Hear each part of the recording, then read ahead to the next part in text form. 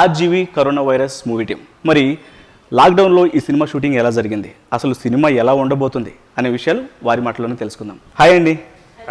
Ladies అంటే అందం, బోల్డ్, sex ఇవే మాట్లాడుతూ ఉంటారు. దీన్ని మెచ్యూర్ చేసుకొని ఆయన హీరోయిన్స్ని కూడా క్యాల్కులేట్ చేసుకోవాల్సి వస్తుంది ఎవరైనా, ఆబ్వియస్లీ. అవునా? సో అంటే అందరూ అలా అని కాదు, బట్ ఖచ్చితంగా కొంతమంది పాయింట్ ఆఫ్ వ్యూలో అలా అనుకోవటంలో లేదు కదా. సో నేను చిన్న విషయం అండి ఇక్కడ, సారీ, మీరు ఆయన జనరల్గా ఆయనకున్న ఒపీనియన్స్ చెప్తున్నప్పుడు మీరు హీరోయిన్స్ని అలా క్యాల్కులేట్ చేసుకోవాల్సి వస్తుంది అన్నారు కదా, అది కరెక్ట్ కాదు. ఆయన ఎప్పుడు కూడా ఆయనతో వర్క్ చేసే హీరోయిన్లతోటి బిహేవియర్ గురించి ఆయన ఎప్పుడు తప్పుగా మాట్లాడి ఉండరు. ఓకే, లేదు, అవును. ఆయనకి శ్రీదేవి గారు అంటే ఇష్టం, జయసుధ గారు అంటే ఇష్టం, వాళ్ళతో ఉన్న ఇష్టం వల్ల నేను సినిమాలు చేశానని మాట్లాడారు తప్ప తప్పుగా యూనో సెక్షువల్ ఓరియంటేషన్లో ఎప్పుడు హీరోయిన్స్ గురించి ఆయన మాట్లాడలేదు. ఓకే, ఆయనకి జనరల్ ఫిలాసఫీ ఆఫ్ లైఫ్ గురించి మాట్లాడినప్పుడు మాత్రం power and sex are the two most important things in anybody's life అన్నది ఆయన ఫిలాసఫీ, అది ఆయన చెప్తూ ఉంటారు. మనం ఈ రెండింటినీ క్లబ్ చేసుకుని వర్మ గారి సినిమా కాంపౌండ్ లో పనిచేసిన హీరోయిన్లు బ్యాడ్ క్యారెక్టర్ తో ఉంటారు అన్నట్టు పొరపాటును కూడా మనం మాట్లాడుకో. ఇన్ ఫ్యూచర్ ఆర్జీవీ కాంపౌండ్ నుంచి ఆల్రెడీ 2 ప్రాజెక్టులు చేశారు. చనువు మీద, బోల్డ్ క్యారెక్టర్స్ మీదకి వస్తే మీ ఒపీనియన్స్ ఎలా ఉండబోతున్నాయి? I really don't know at this point of time. I don't know ఆయన ఇన్ఫ్లుయెన్స్ తోనే నేను ఎవాల్వ్ అవుతాను, లేకపోతే I remain like this, లేకపోతే ఆర్జీవీ గారే మళ్ళీ ఇంకొక ఫ్యామిలీ డ్రామానో లేకపోతే సమ్ ఎమోషనల్ లేకపోతే వాటెవర్ బోల్డ్ క్యారెక్టర్స్ వస్తే మీ ఒపీనియన్ ఎలా ఉండబోతుంది?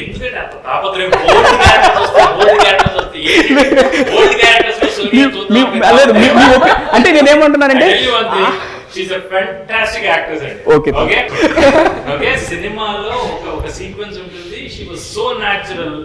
సినిమాలో యాక్ట్ చేసిన కో యాక్టర్స్ మేము కూడా ప్రీమియర్ చూసినప్పుడు we were shocked.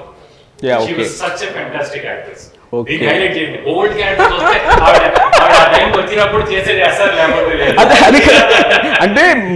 అంటే ఎందుకు అడగాల్సి వస్తుందంటే, ఇప్పుడు యాక్టివిస్ట్ నుంచి సినిమాలో హైలైట్ అంటే అది ఆర్జీవీ కాంపౌండ్ లో ఉంటే ఇన్ ఫ్యూచర్ మేము దాన్ని చేయదండి, కొంచెం టైం పడుతుంది. ఓకే, వెంటనే అయితే చేయదు, అంతే. ఇదే నిజం. చూసినా సో ఫైనల్ గా ఒక క్వశ్చన్, ఓల్డ్ క్యారెక్టర్స్ ఏమైనా ఉంటే నేను చేయడానికి రెడీ అని దక్షి అంటుంది కదా, ముందు దక్షిని అప్రోచ్ అవ్వండి. బాగా పర్ఫార్మ్ చేయాలి అన్న తాపత్రయం ఉన్న క్యారెక్టర్స్ ఏమైనా ఉంటే అవి సో అంటే వంశీ గారు హ్యాపీ డేస్ 12 సంవత్సరాలు అయిపోయింది. సో ఇప్పుడు కరోనా వైరస్ ఎందుకు ఇంత అంటే మధ్యలో వంగబీట్ అంటే చిన్న చిన్న పాత్రలు వచ్చినప్పటికీ కూడా సిల్వర్ స్క్రీన్ మీద కన్నా ఎక్కువగా యూట్యూబ్లోనే చూడాల్సి వచ్చింది, యూట్యూబ్ ఇంటర్వ్యూస్లో ఎక్కువ చూడాల్సి వచ్చింది. ఎందుకు అలా? అంటే ఏంటి ఇంత గ్యాప్? ఏమై ఉండొచ్చు కారణం?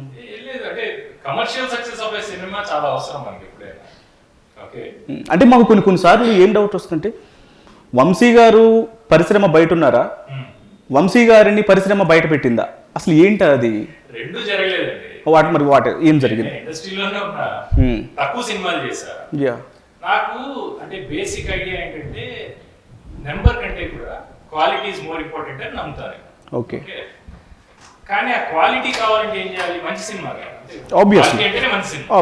మంచి సినిమా నేనేదో సెలెక్ట్ చేసుకుని నేను ఐడెంటిఫై చేసుకున్న ఒక సినిమాకి ప్రొడక్షన్ సపోర్ట్ నాకు దొరకలేదు చాలా సంవత్సరాలు. ఓకే, నేను సొంతగా పేరెంట్స్ అని ఒక ఫిల్మ్ తీసా. ఓకే, అది రిలీజ్ అవ్వలేకపోయింది అన్ఫార్చునేట్లీ. సో దానివల్ల అంటే అక్కడ చాలా ఒక 2-3 ఇయర్స్ అక్కడ నాకు దాని మీద అయిపోయింది అనమాట. చేతిలో ఫినిష్ ప్రొడక్ట్ పెట్టుకుని బయటికి తీసుకురాలేకపోవడం ఇస్ నో జోక్ కదా. సో దానివల్ల నేను అనుకున్న సినిమా నాకు రాలేదు. సినిమా ఆఫర్స్ ఏమో వస్తూ ఉండేవి, బట్ ఎక్సైటింగ్ గా ఉండేవి కాదు. ఏదో చేయాలి కదా, నాకు డబ్బులు వస్తాయండి చేస్తే. ఓకే, కొత్త గొప్ప స్క్రిప్ట్ వర్క్స్ కూడా చేసేవాడు నేను. I used to right. ఒక సినిమా కథ ఇదేదో తేడా కొడుతుంది అని తెలుస్తున్నప్పుడు, కంటికి అట్లీస్ట్ మన అనుభవానికి తెలుస్తున్నప్పుడు, just for the sake of doing it నేను చేయకూడదు అనుకున్నా. అలా వదులుకున్న సినిమాలే ఎక్కువ. ఓకే ఓకే, తర్వాత నోటబుల్ ఫిల్మ్స్ అంటే వంగవీటి ఒకటి చేశారు కొంత గ్యాప్ తర్వాత. పేరెంట్స్ తర్వాత నేను చేసిన ఫిల్మ్ వంగవీటి. ఓకే, వంగవీటి తర్వాత మహానటిలో ఒక చిన్న క్యామియో చేశాను. నాగి పరిచయం కాబట్టి మేము అందరం శేఖర్ కమల గారి వచ్చినాం కాబట్టి అది చేసుకున్నాను. తర్వాత మళ్ళీ గ్యాప్ వచ్చింది. ఓకే ఓకే, నేను సొంతగా ఒక ఫిల్మ్ చేయాల్సింది. అన్ఫార్చునేట్లీ అది కూడా డిలే అయింది.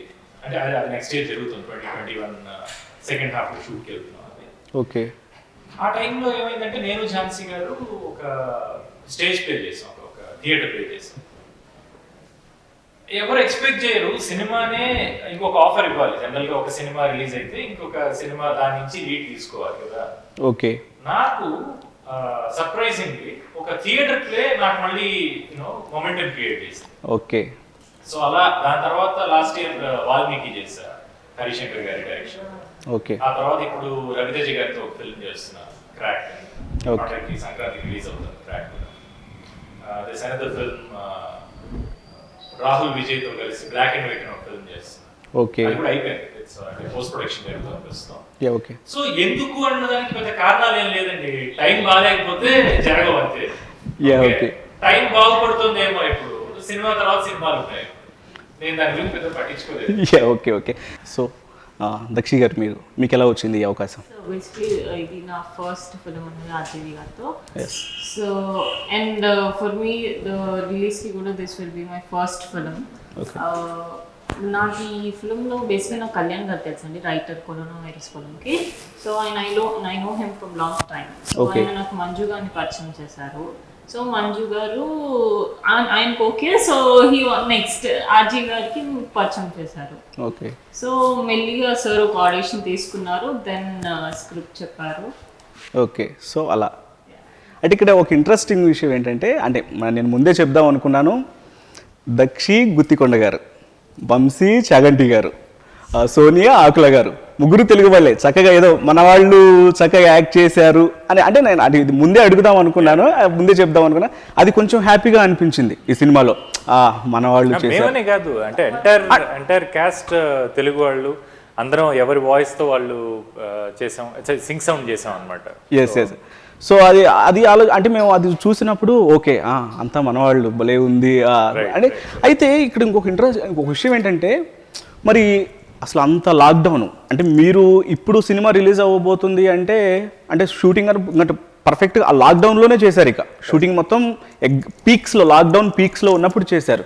మరి ఈ అవకాశం అంటే ఈ మూవీ గురించి మరి ఇట్లా చెప్పినప్పుడు, ఆ టైంలో చెప్పినప్పుడు మరి జనాలు ఇళ్లలో నుంచి బయటికి రావాలంటేనే అంత టెన్షన్గా ఉంది కదా, మరి ఆ టైంలో చెప్పినప్పుడు మరి మీకు ఎలా అనిపించింది ఇలా షూటింగ్ అనగానే? అంటే నా వర్క్ అండి, నాకు నా మీద ఉన్న ఇంట్రెస్ట్ కంటే సినిమా మీద ఉన్న ఇంట్రెస్ట్ ఎక్కువ. అంటే సినిమాని విపరీతంగా ప్రేమిస్తాను నేను. ఓకే.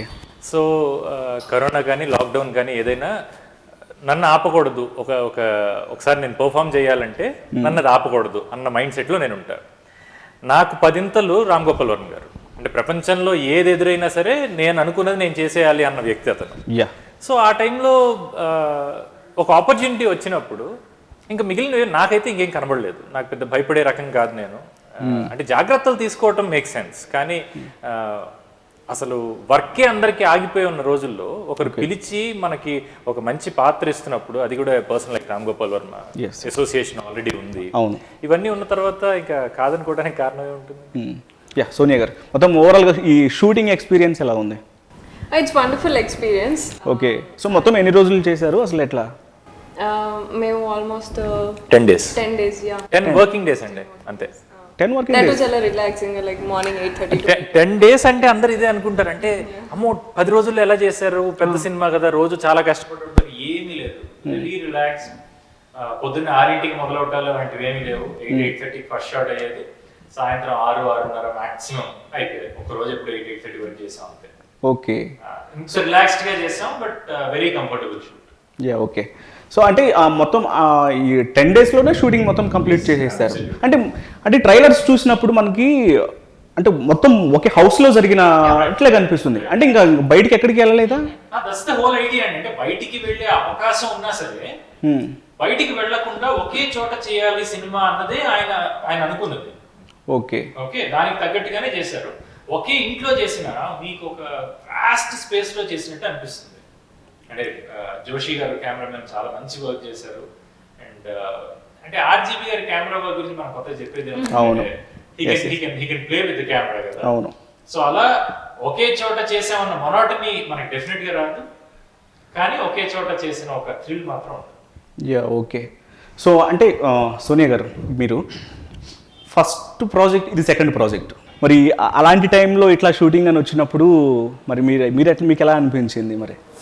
సేమ్ లైక్ నేను కరోనా అప్పుడు ఏమీ ఆగలేదు. నేను I been into social work. Okay. So అప్పటికే రూరల్ ఏరియాస్లో అంతా నేను ఫుడ్ డిస్ట్రిబ్యూషన్ అవి చేస్తూ ఉండే. యాక్చువల్లీ నా వల్ల ఈ క్రూ అంతా భయపడాల్సి వస్తుంటున్నాను. నేనే అందరి దగ్గరికి వెళ్ళి ఉన్నాను. ఆల్రెడీ చాలా తిరిగేస్తున్నాను అప్పటికే ఇంకా లాక్డౌన్ టైంలో. సో ప్రాబ్లీ నా త్రూ వీళ్ళకి అందరికీ కోవిడ్ ఎఫెక్ట్ అవుతుంది అని భయపడాలి వీళ్ళే యాక్చువల్లీ. సో అది ఎందుకంటే నాకేమీ భయం లేకుండే. కానీ సోనియా నువ్వు అంత తిరిగేవని నాకు అప్పుడు తెలియదు, ఇప్పుడే తెలుస్తుంది. మీరు ఆర్జీవి గారు ఈ సినిమా ఉంది అని చెప్పినప్పుడు మీరు మీరు ప్రెస్ మీట్లోనే ఒక మాట చెప్పారు. సార్ స్క్రిప్ట్ అంటే ఆర్జీవి గారి సినిమా అనగానే ముందు భయపడ్డాను అందరిలాగే, నేను స్క్రిప్ట్ అనగానే లేదు నువ్వు ఈ సినిమా చేసేస్తున్నావు అని అనేసారు. ఇక ఆ తర్వాత వెళ్ళటం చేయడం అంటే ఏ రకమైన డిస్టర్బెన్స్కి గురయ్యి మీరు సార్ ముందు స్క్రిప్ట్ అని అడిగారు, ఆ తర్వాత ఏ రకమైన నమ్మకం కుదిరి మళ్ళీ ప్రాజెక్ట్లోకి వెళ్ళాల్సి వచ్చింది? అయ్యో డిస్టర్బెన్సెస్ అలా ఏం లేదు. మీరే ఆబ్వియస్లీ మీరే అన్నారు ఏమంటే నేను భయపడ్డాను, ఫస్ట్ భయం వేసింది ఆర్జీవి గారి సినిమా అనగానే, సో అందుకనే సార్ స్క్రిప్ట్ అని అన్నాను. స్క్రిప్ట్ అని అనగానే లేదు నువ్వు ఈ స్క్రిప్ట్ అవన్నీ ఆలోచించొద్దు నువ్వు ఈ సినిమాలో చేస్తున్నావు అని అన్నారు.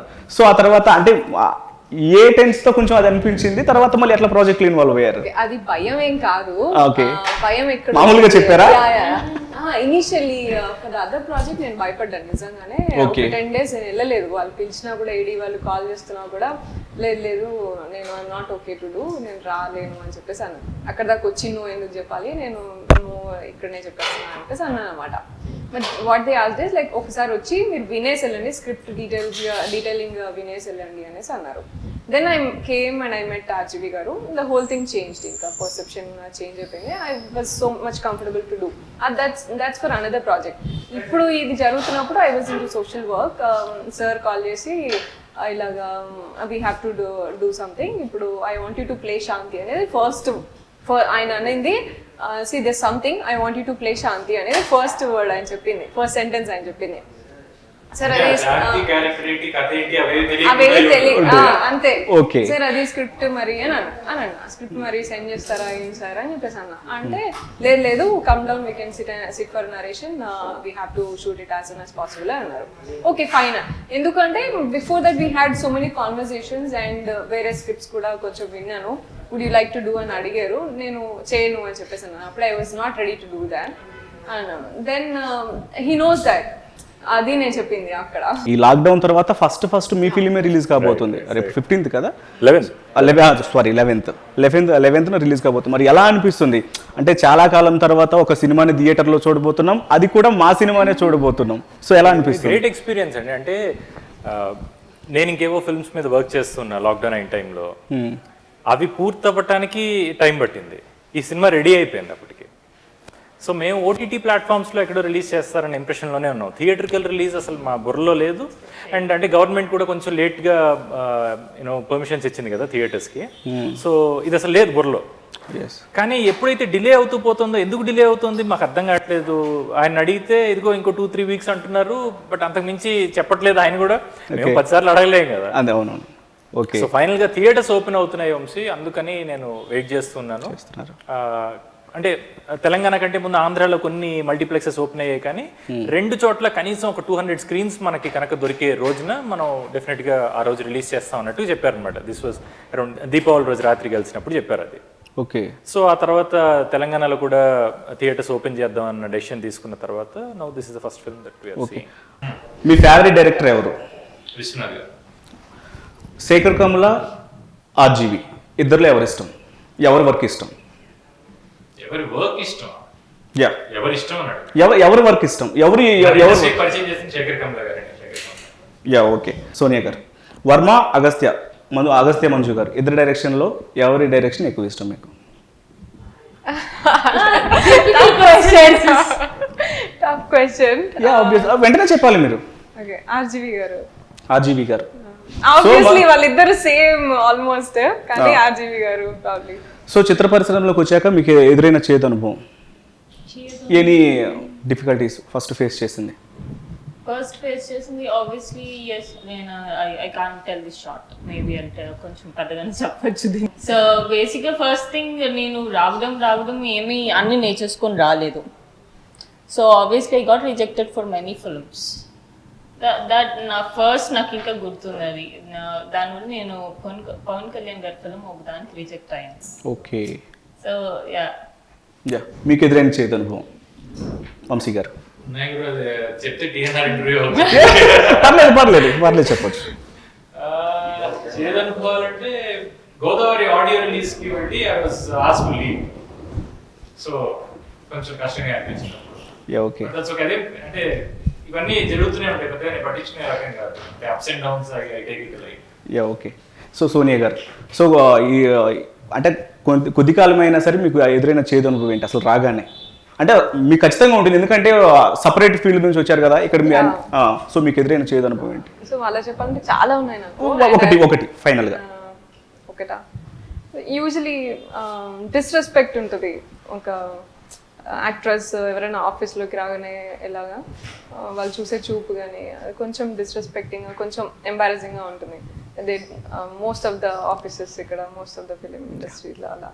అండ్ ఫొటోస్ సెండ్ చేయండి అంటే ఇప్పుడు కూడా ఇది ఫొటోస్ సెండ్ చేయి ఇది ఉంది అని అంటారు. They don't say the context అంతా చెప్పారు, ఎక్స్ప్లెయిన్ చేయరు ఇది ఇది అని, సబ్జెక్ట్ ఇలా ఉంది ఇదా అని. So few people are really very decent and soft, but otherwise most of them అలాగే ఉంటారు. సో ఆ డిస్రెస్పెక్ట్ కొంచెం ఉంటుంది విమెన్కి, అది నాకు కొంచెం ఎంబారసింగ్ ఉంటుంది. And that's why ఐసే RGV company నాకు చాలా కంఫర్టబుల్ అని చెప్పేది కూడా అందుకే అన్నమాట. చూసిన అన్నిటిలోకి ఆర్జీవీ గారి దగ్గర you feel like princess in that company. Okay, thank you అండి, థ్యాంక్ యూ సో మచ్. అసలు ఆర్జీవీ అమ్మాయిని ఆ రేంజ్లో ఎందుకు చూపిస్తారు? ఏ మగాడు కన్నా ఒక అందమైన అమ్మాయి సెక్సీ బాడీని చూడడం ఇష్టం అనుకోండి ఎందుకుంటారు. అలా చేయటానికి గల కారణాలు ఏంటి అని అంటారు? ఒక అమ్మాయిని ఒక అలాంటి ఆబ్జెక్ట్గా చూసి తను ఫోర్స్ చేసి అంత ఘాతుకమైన క్రైమ్ చేయటానికి